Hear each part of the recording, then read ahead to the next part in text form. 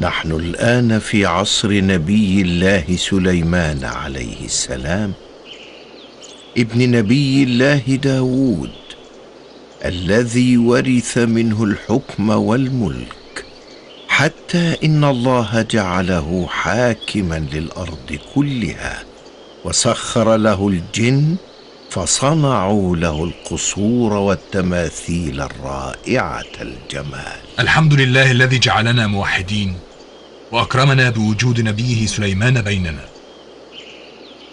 نعم، فمنذ ورث الحكم عن أبيه نبي الله داود وجنوده ملأت الأرض، فآمن به كل الناس. ما أروع أن يملأ دين الله كل الكون.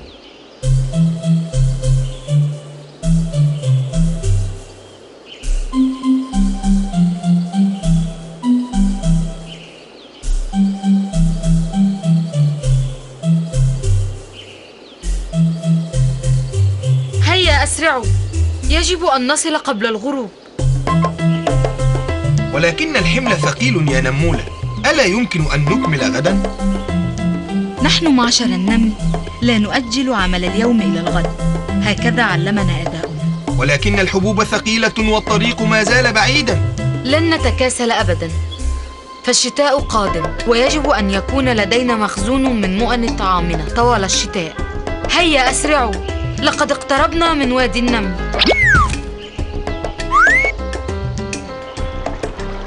كيف نعبر إلى الضفة الأخرى؟ انتظروا، عندي فكرة. سأجرب مرة أخرى. الحمد لله، ها أنا قد أمسكت بطرف العصا. هيا بسرعة، هيا بسرعة، عبروا من فوقي. ولكنك ستتألمين كثيرا وقد تسقطين في النهر. المهم أن تصل الحبوب ليأكل منها كل أهلنا. هيا أسرعوا في العبور قبل أن تفلت يدي. أسرعوا أسرعوا. الحمد لله، لقد عبروا جميعا.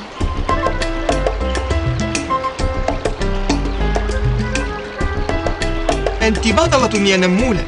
إنه واجبي. لقد كاد ظهري ينقسم. يجب أن نتحمل، فهذا غذاؤنا طوال الشتاء.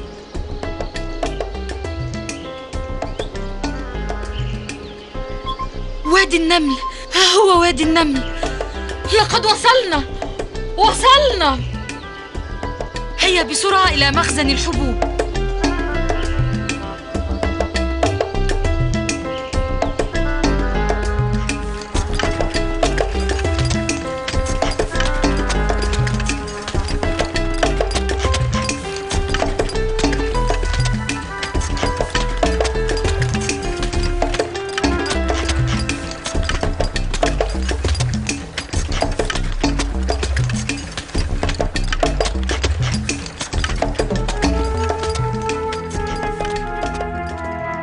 اللهم لك الحمد على أن جعلتنا نؤمن بك ونسبح بحمدك، وجعلتنا في عهد نبيك سليمان الذي علمته لغتنا ولغة الطير والحيوان والجن.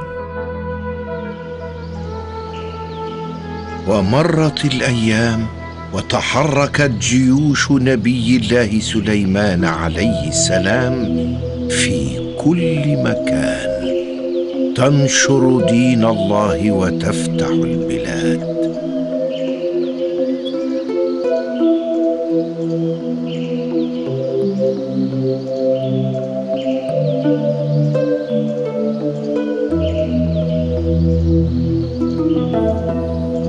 لقد زاد الخير وعمت البركة في المحصول. هذا فضل التسبيح الذي تعلمناه من نبي الله سليمان. نعم، ولقد كان من قبل أبوه نبي الله داود يسبح الله في كل وقت. الحمد لله أن جعلنا مسلمين.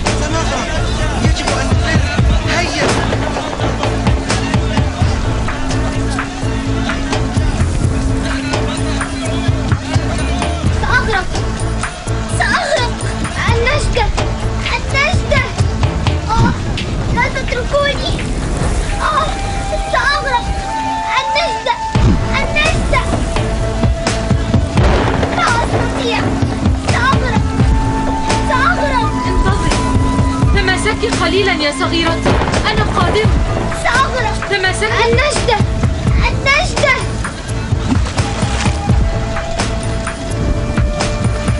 ألا يوجد شيء أعبر عليه؟ أخيرا ورقة شجر يمكن أن تصبح مركبا.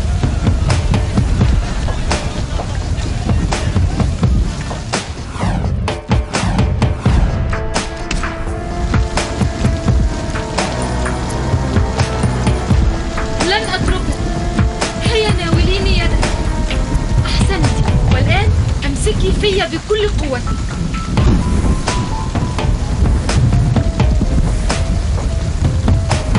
هيا بسرعة، افتحوا الباب، فأنا أحمل النملة الصغيرة.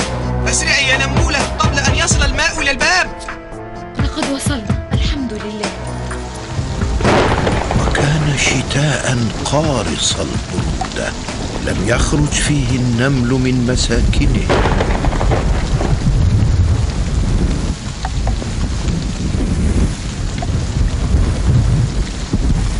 واستمر بياتهم الشتوي إلى أن أتى الربيع، وبعده جاء الصيف، وداعبت أشعة الشمس مساكنهم الجميلة.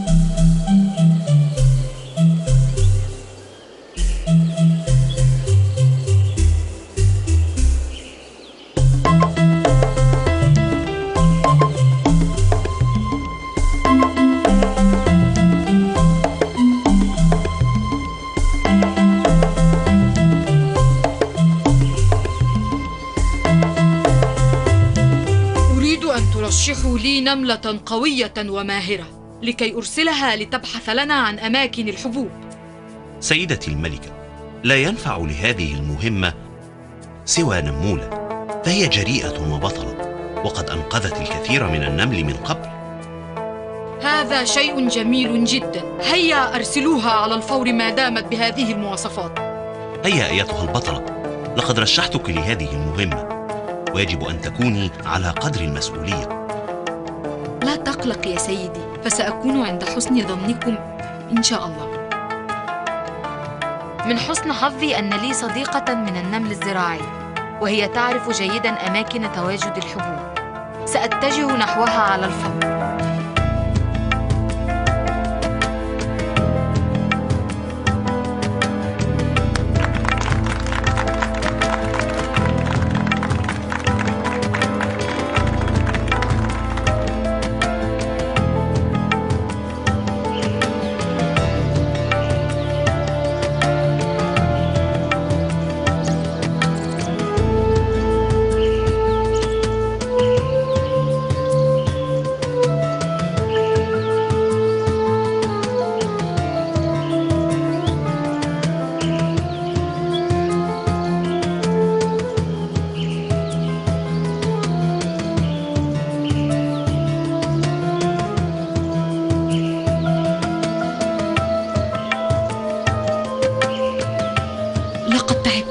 الطريق ما زال بعيدا. لا، لن أتعب، فأمامي هدف عظيم.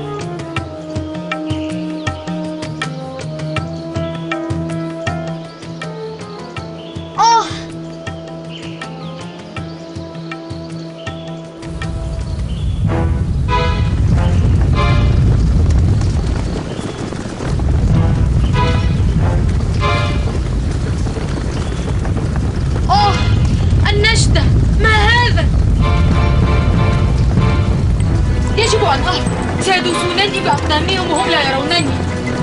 لا، لن أتردد أبدا. يجب أن أؤدي ما علي. يجب أن أحاول إنقاذ عشيرتي من النمل. فما قيمة حياتي إذا لم أؤدي واجبي؟ أنا سعيد بانضمامي إلى جيش نبي الله سليمان. وأنا أيضا، فقد آمنت بالله وبنبيه. إنهم سيمرون في هذا الاتجاه العكسي. إنها فرصتي الوحيدة في النجاة، فهذا جيش كامل، وإذا لم يحطمني جندي فسيحطمني جندي آخر. يجب أن أحذرهم بسرعة، ولكن ربما داسني الجيش وأنا في الطريق، ولكنهم سيتجهون نحو وادي النمل.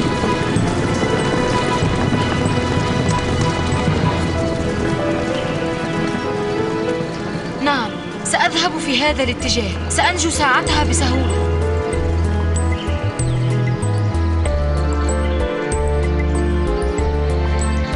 ها هو وادي النمل، لقد اقتربت. يجب أن أسرع أكثر، يجب أن أصل قبل الجيش.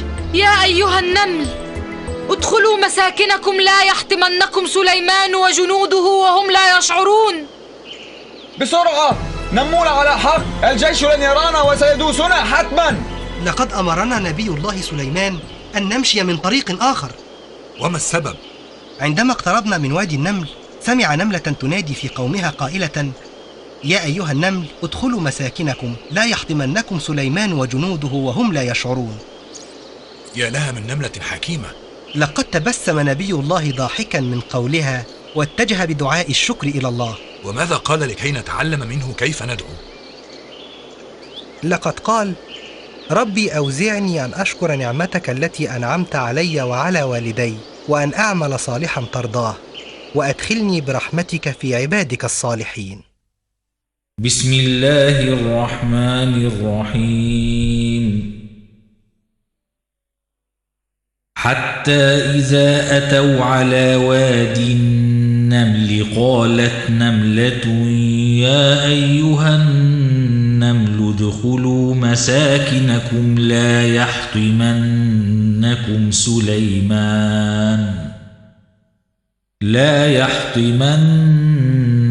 سليمان وجنوده وهم لا يشعرون.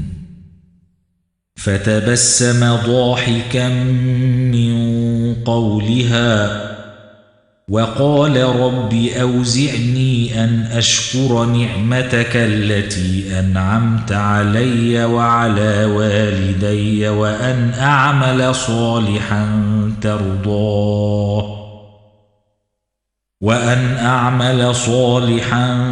ترضاه وأدخلني برحمتك في عبادك الصالحين. صدق الله العظيم.